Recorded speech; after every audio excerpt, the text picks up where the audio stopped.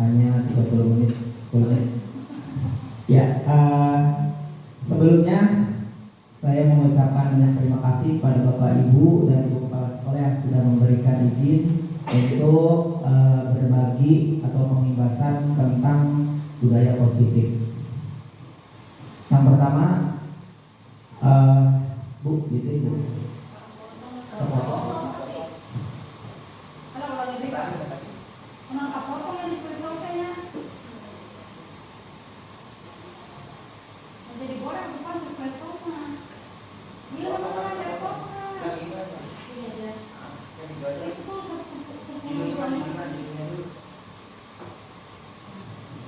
Ya. Ini adalah penyebaran pemahaman budaya positif yang ada di SDN Karawang 2. Next dulu. Oke.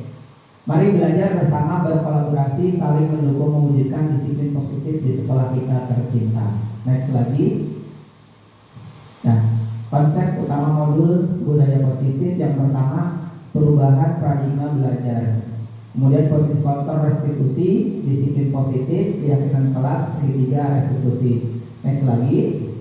Nah ya, pembelajaran dengan paradigma baru. Perubahan paradigma baru dalam metode pembelajaran menjadi salah satu solusi dan alternatif dalam dunia pendidikan. Pembelajaran dengan paradigma baru merupakan pembelajaran yang berorientasi pada penguatan investasi dan pengembangan karakter yang sesuai dengan nilai-nilai Pancasila melalui kegiatan pembelajaran ini dalam dan di luar kelas. Lanjut lagi, next. Nah, ini pembelajaran paradigma baru memastikan praktik pembelajaran yang berpusat pada murid. Jadi pembelajaran kita tentunya fokus pada murid ya.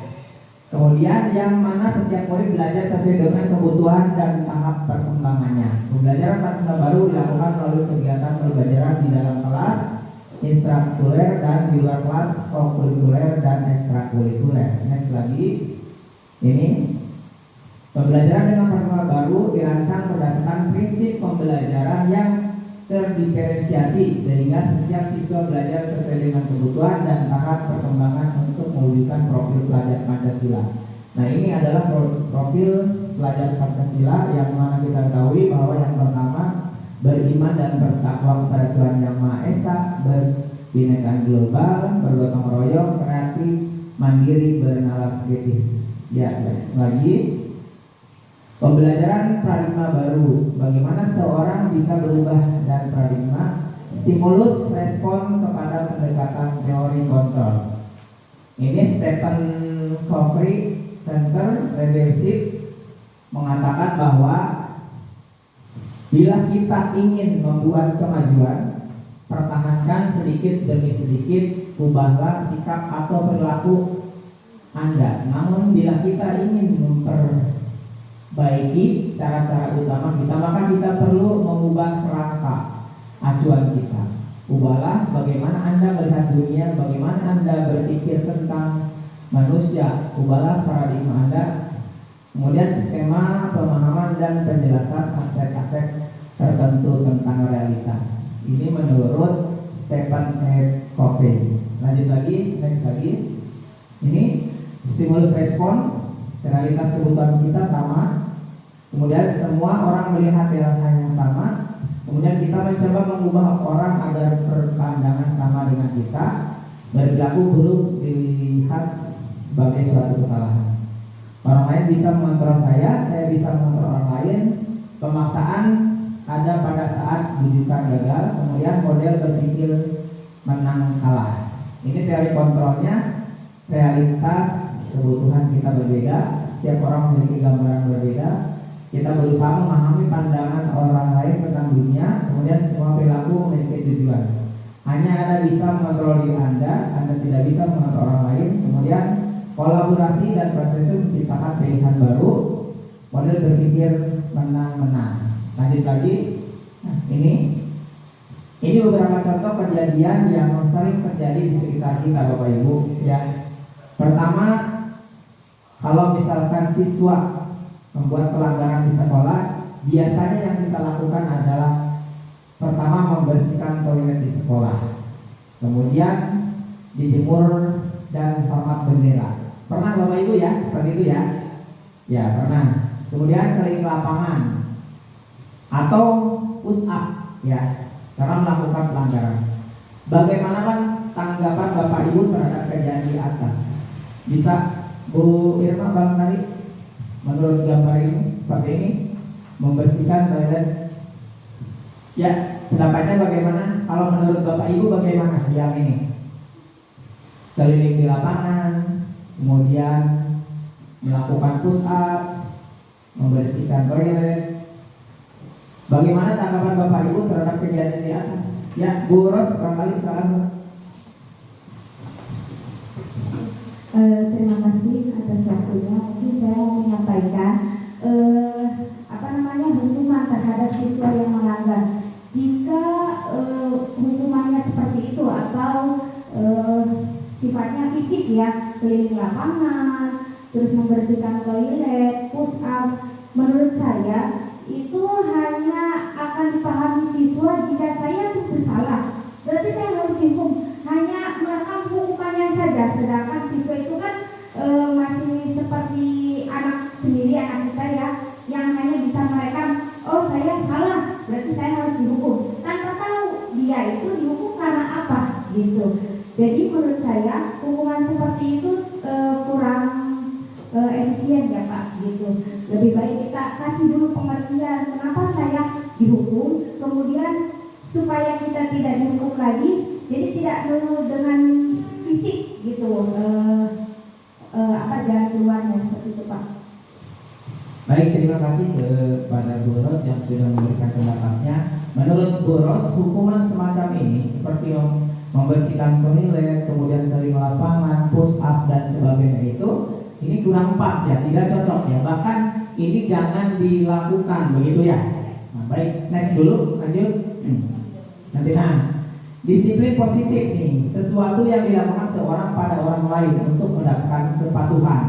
Kemudian sesuatu cara untuk mengontrol diri, menguasai sendiri untuk memilih tindakan yang memacu pada nilai yang kita hargai. Dari gambar di atas, jika diberi pilihan, manakah yang memiliki makna disiplin positif? Nomor 1 atau nomor 2? Next lagi.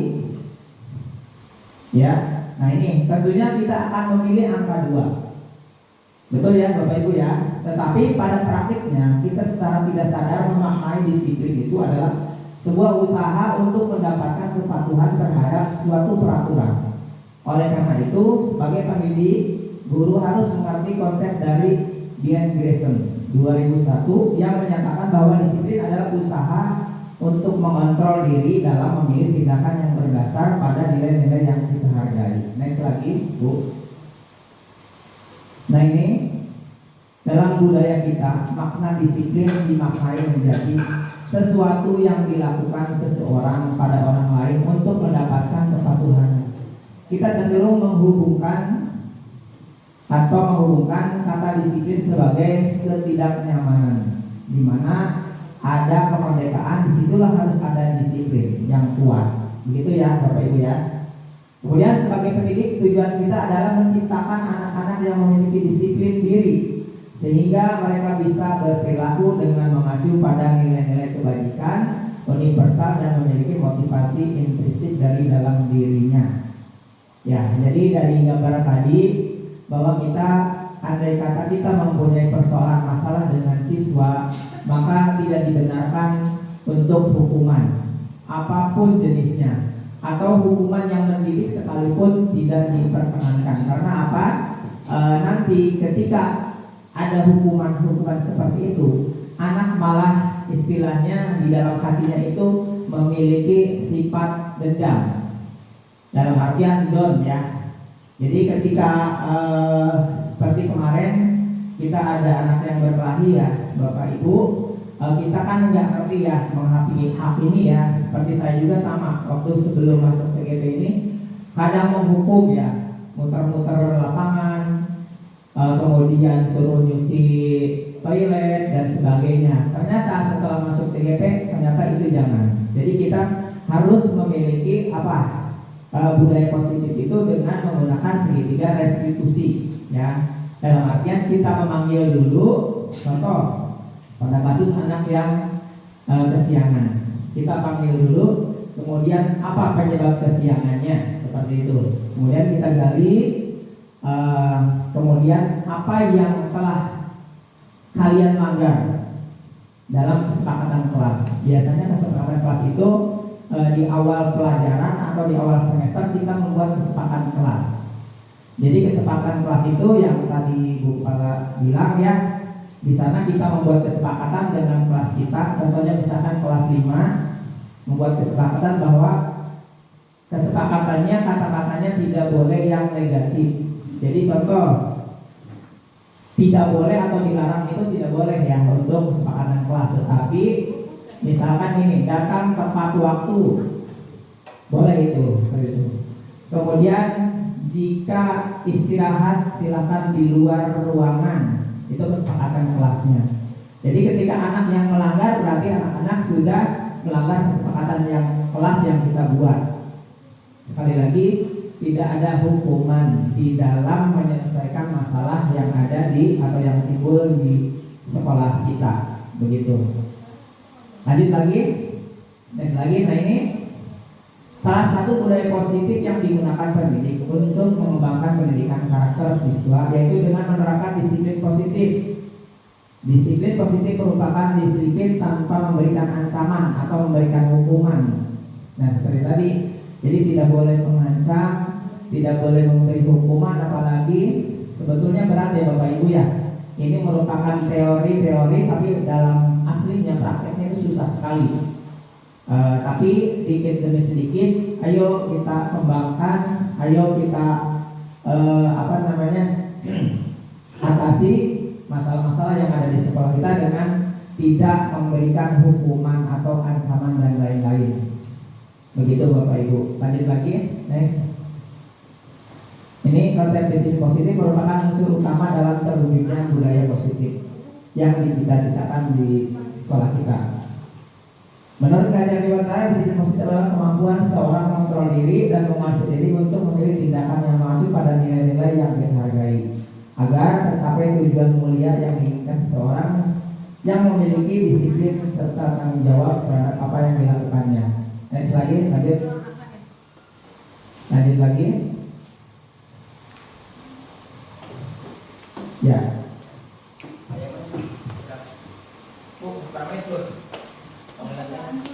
13 menit.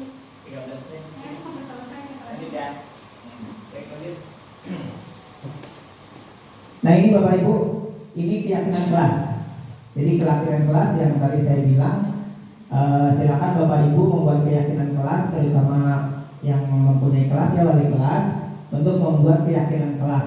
Nanti keyakinan kelasnya bisa ditempel seperti kita membuat poster apa, jadi biar diingat.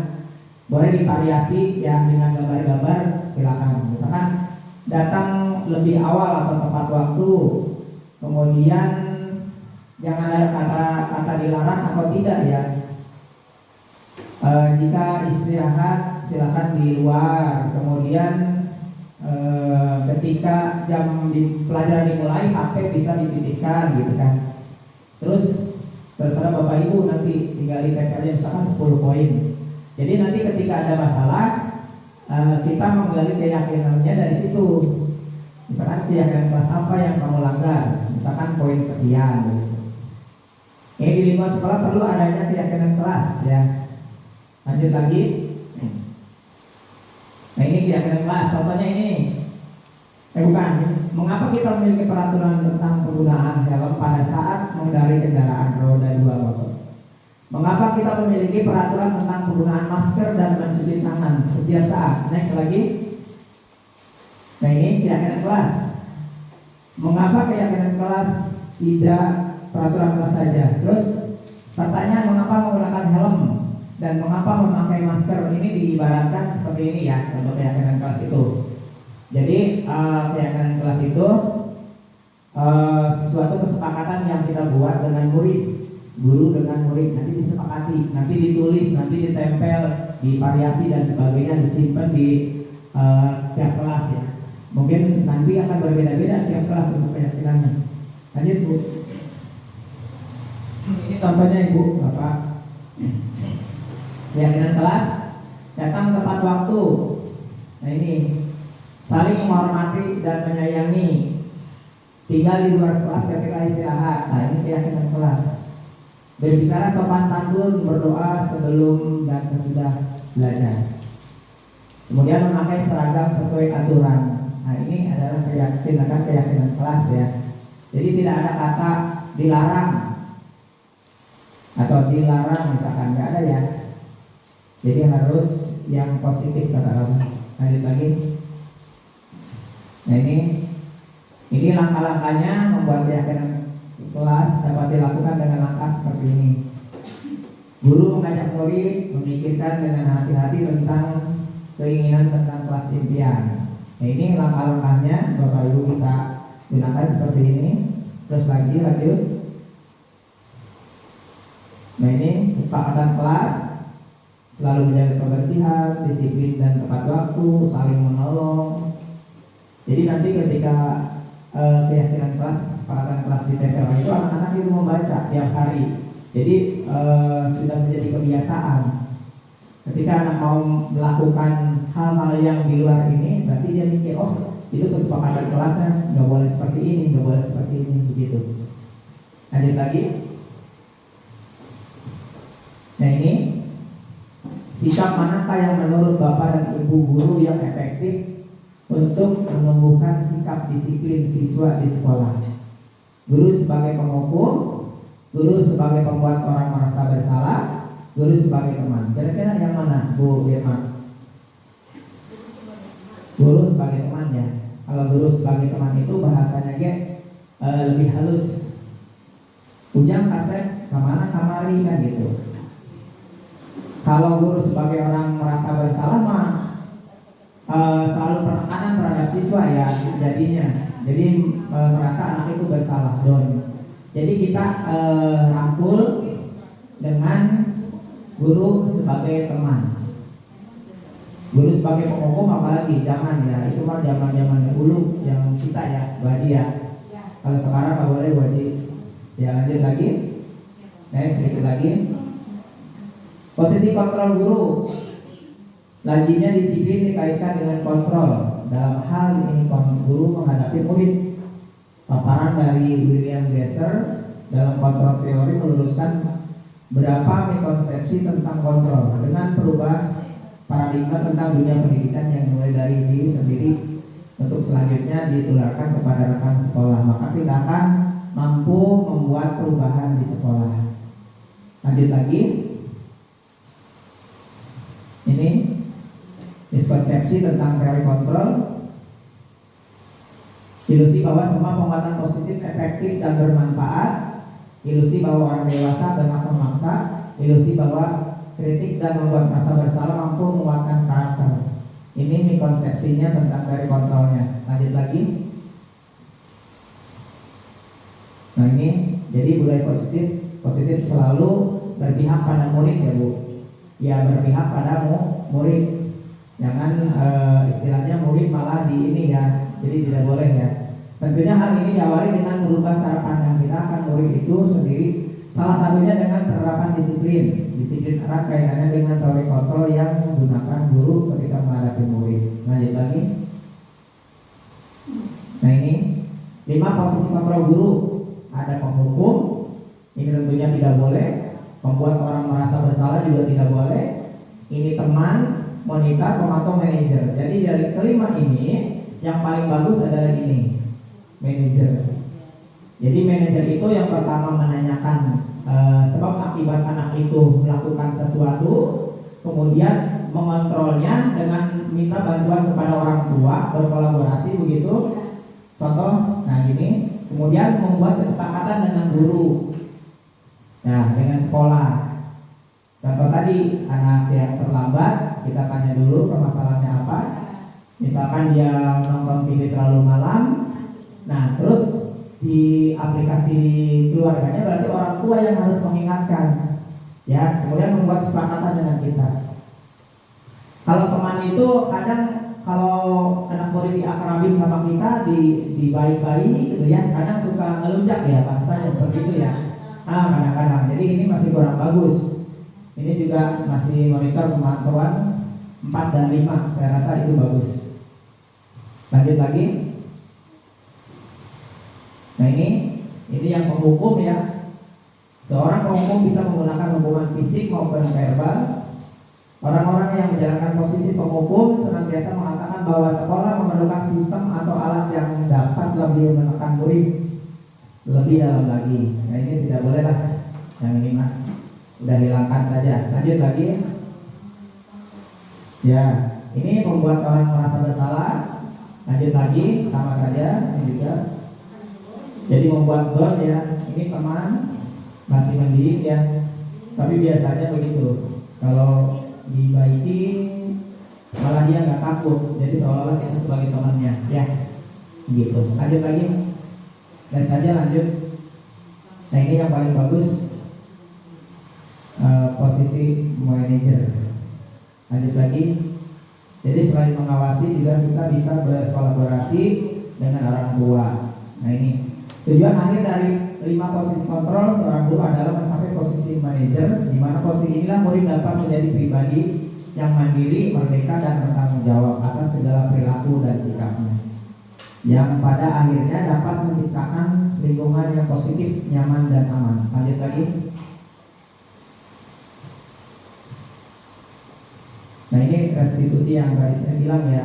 Ini adalah cara-cara teknik-teknik untuk menyelesaikan masalah-masalah yang ada di sekolah kita, terutama dengan murid, Bu Haji. Ini tekniknya dengan pendekatan restitusi. Lanjut lagi. Yang satu lagi, nah ini yaitu ini. Nah ini kamu tentu punya alasan mengapa melakukan itu. Yang pertama itu ya, yang pertama itu kita tanyakan seperti itu. Kenapa kamu terlambat? Kemudian apa alasannya?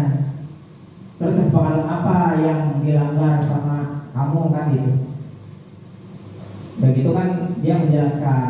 Kalau misalkan kamu tidak terlambat, kamu sebaiknya ngapain gitu kan? Tidur tidak terlalu malam dan sebagainya. Ini ya, ini namanya segitiga restitusi. Ya lanjut lagi. Nah ini pada bagian dasar segitiga merupakan langkah pertama restitusi, yaitu menstabilkan identitas. Yang pertama itu. Terus lanjut lagi. Nah ini memvalidasi ya, memvalidasi tindakan yang salah. Jadi kita terangkan salah kamu di mana. Jadi mereka itu tahu alasannya, kemudian salah kamu itu di mana. Terus keyakinan apa yang kamu lakukan next book. Nah ini keyakinan, menanyakan keyakinan. Keyakinan apa yang kamu langgar ketika kamu terlambat masuk, misalkan disiplin, tanggung jawab dan sebagainya. Lanjut lagi. Ini. Next lagi, lanjut. Konsep disiplin dengan identitas gagal. Nah ini ya, hukuman, menyakitkan, nah tidak boleh memaksa, murid menjadi rendah diri, apalagi lah, nggak boleh ini jangan dilakukan. Kemudian tidak efektif, merusak hubungan sifat kiri, nah ini juga tidak boleh ya, ini identitas gagal. Selanjutnya next.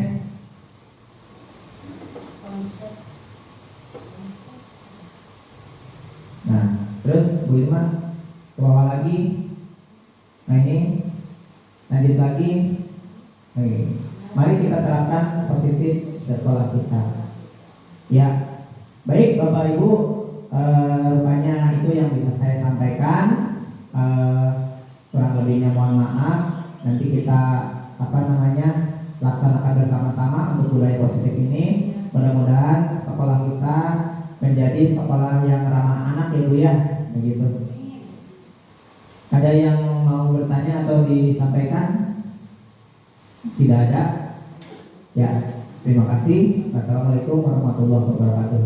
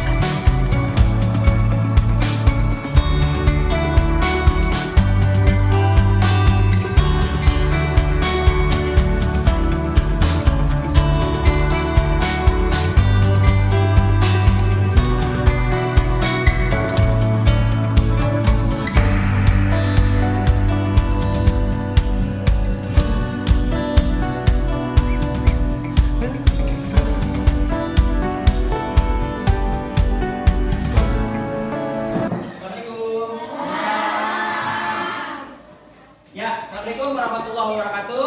Waalaikumsalam warahmatullahi wabarakatuh.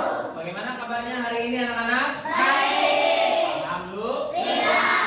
Baik, sebelum kita memulai pelajaran hari ini, silakan untuk memimpin doa kainnya. Silakan. Sikap duduk, baca doa mulai.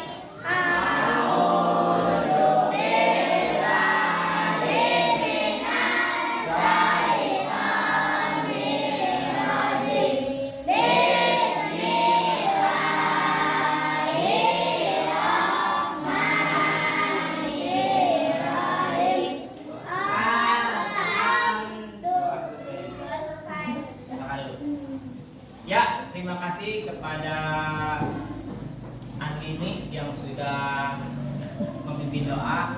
Untuk selanjutnya, sebelum Bapak memulai pelajaran, coba tengok kanan dan kiri kalian. Apakah teman kalian ada yang nggak masuk hari ini?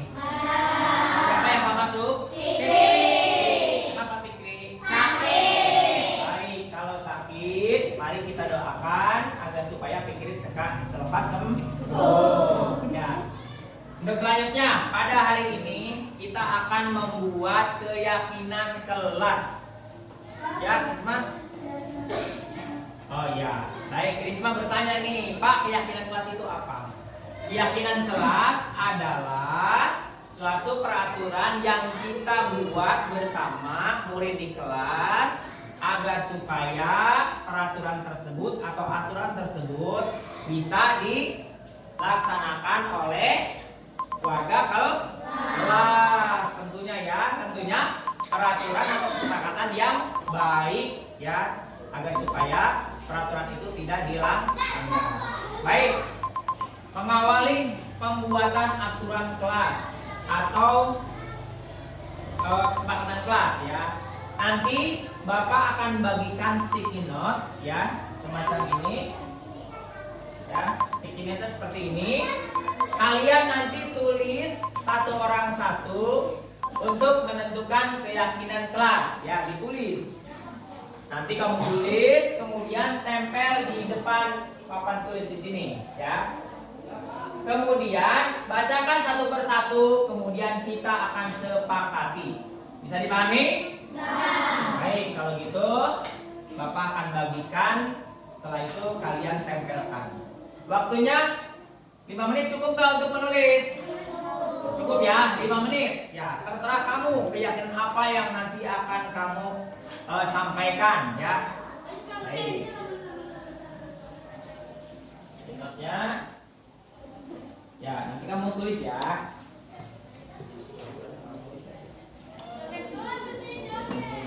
Tulis ya. Silakan.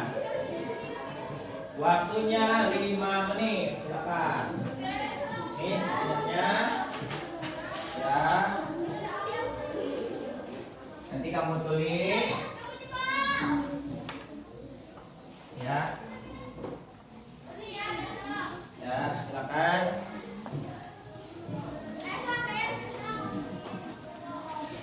Ya, silakan ditulis. Tentunya kesepakatan kelas satu dengan yang lain pasti akan berbeda. Betul nggak? Betul. Ya, berbeda ya. Silakan ditulis. Waktunya 5 menit dari sekarang. Nanti kita tulis bersama-sama, kemudian kita sepakati kesepakatan kelas kita ini apa ya. Paham ya? Nanti kesepakatan kelas itu bukan hanya ditulis saja, bukan hanya ditempel saja, tetapi harus dilaksanakan. Paham ya? Ya, silakan tulis. Silakan.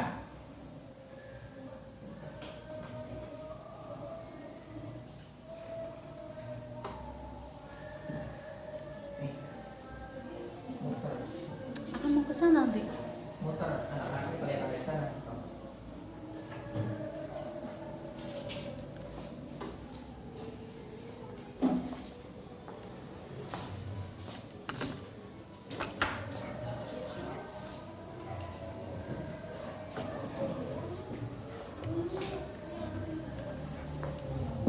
Nanti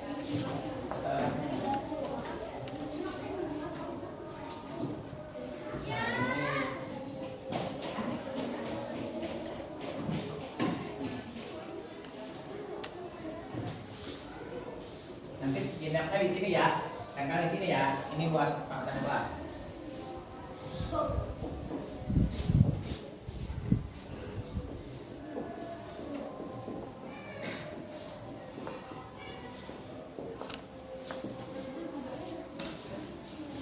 Ya cukup nih, pindah lagi sananya. Udah gitu nanti sentrainnya kalau udah jadi ya.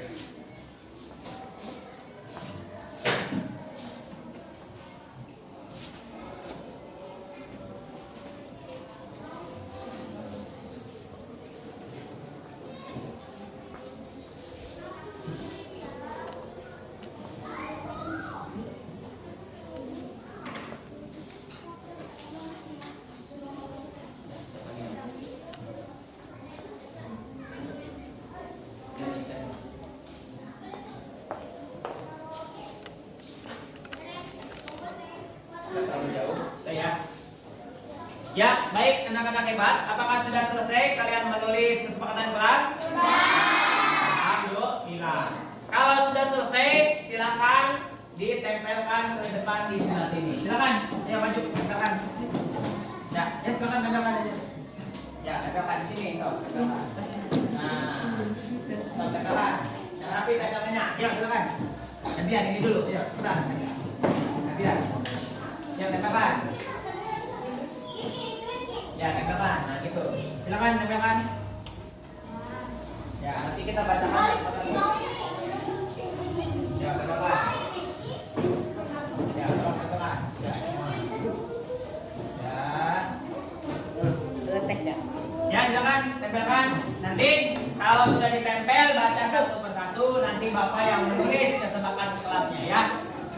Kesepakatan kelas ingat harus kalian laksanakan. Silakan tempelkan. Ini tempelkan ini.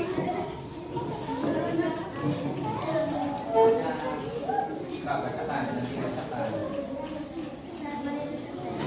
nanti kalian bacakan satu aja ya, satu sticky note saja. Ya silakan, kapan? Tempelkan pan.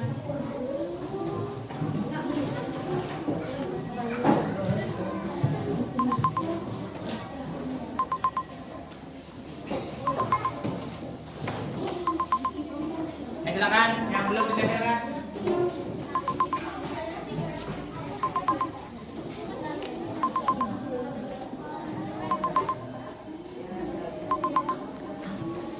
Pak.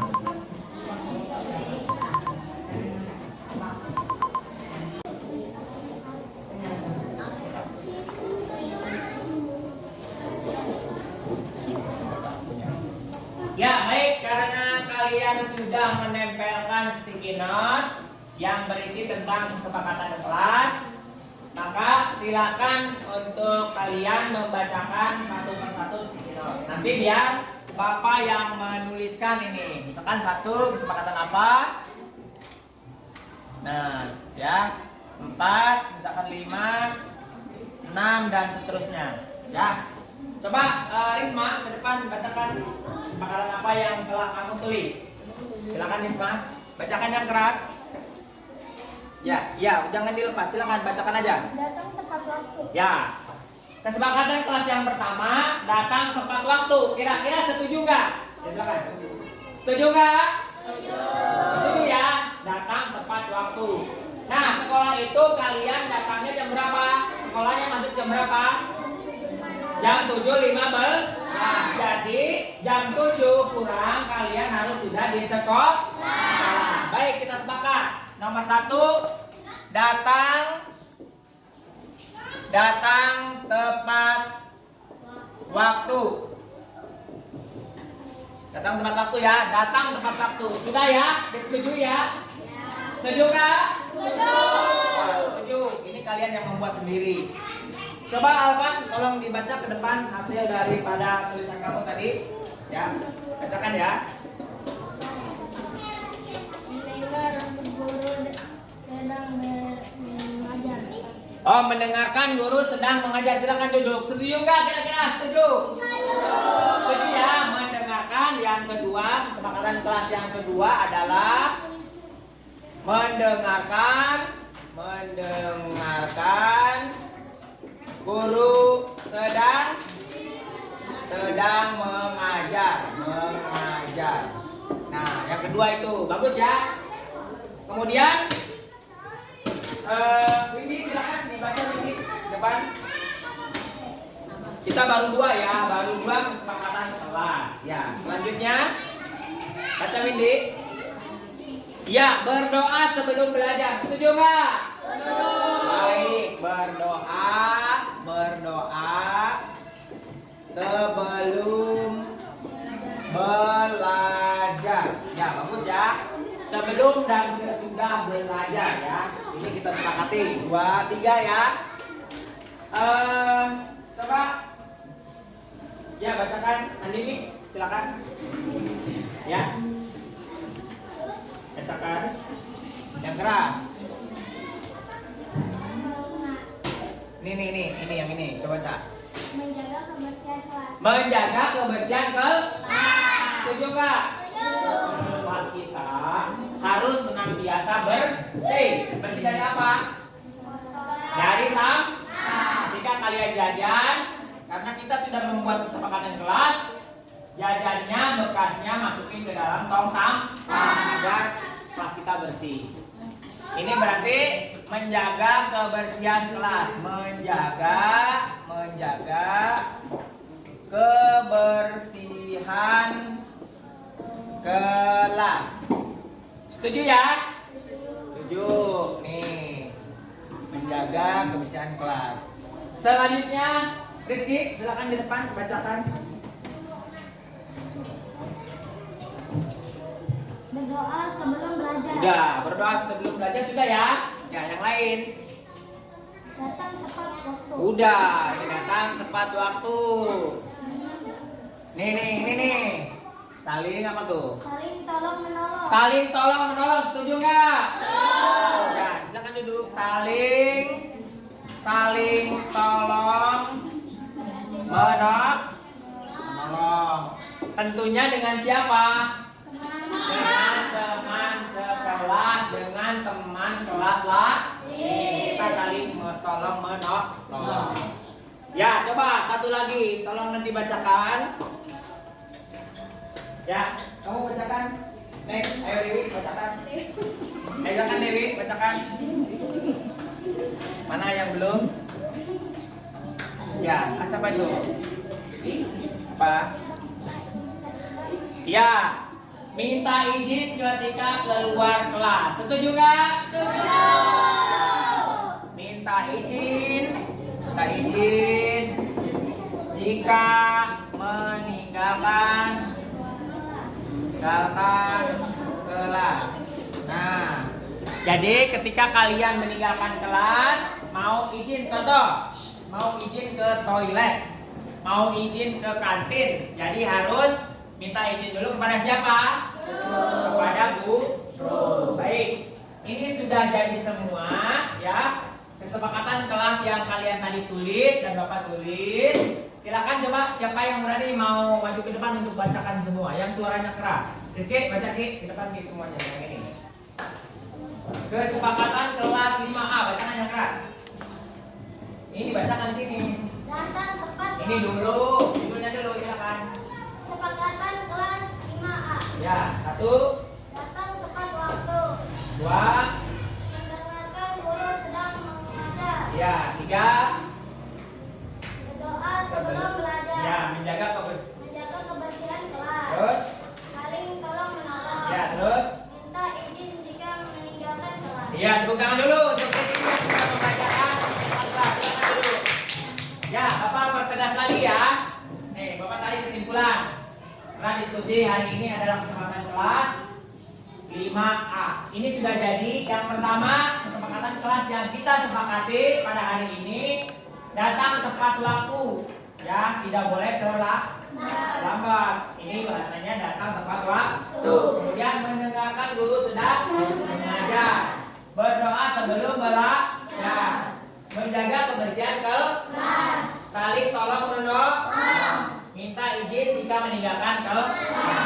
Dari hasil kesepakatan kita hari ini, semuanya setuju tidak? Setuju. Baik, kalau setuju, ini adalah 6 poin kesepakatan kelas yang harus kita laksanakan, kita aplikasikan setiap hari. Awas, jangan sampai kalian tidak menyepakatinya atau tidak melaksanakannya. Ya, rupanya hari ini kita membahas kesepakatan kelas cukup di sini. Pesan Bapak, jangan lupa jaga kesehatan, kemudian hati-hati di jalan. Silakan untuk membereskan alat tulis kalian. Dilanjut dengan berdoa ya. Silakan.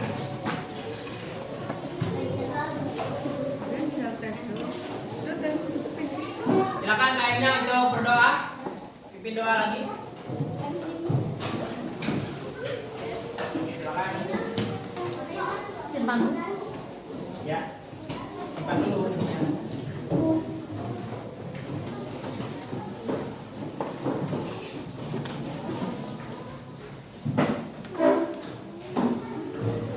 Ini center ya. Ya, silakan. Pimpin doa hari ini. Siap. Sikap dulu. Berdoa mulai.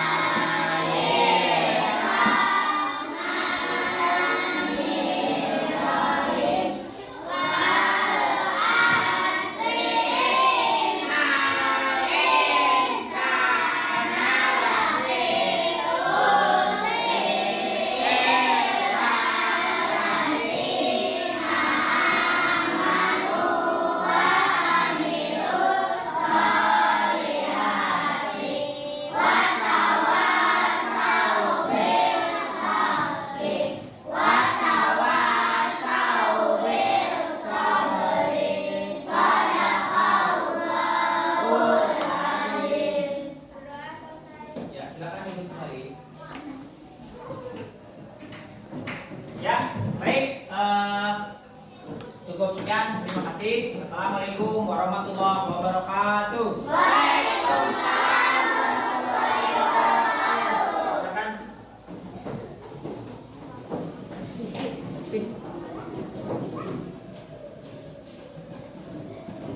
Ya, sudah selesai. Bukunya kumpulkan. Terima kasih ya.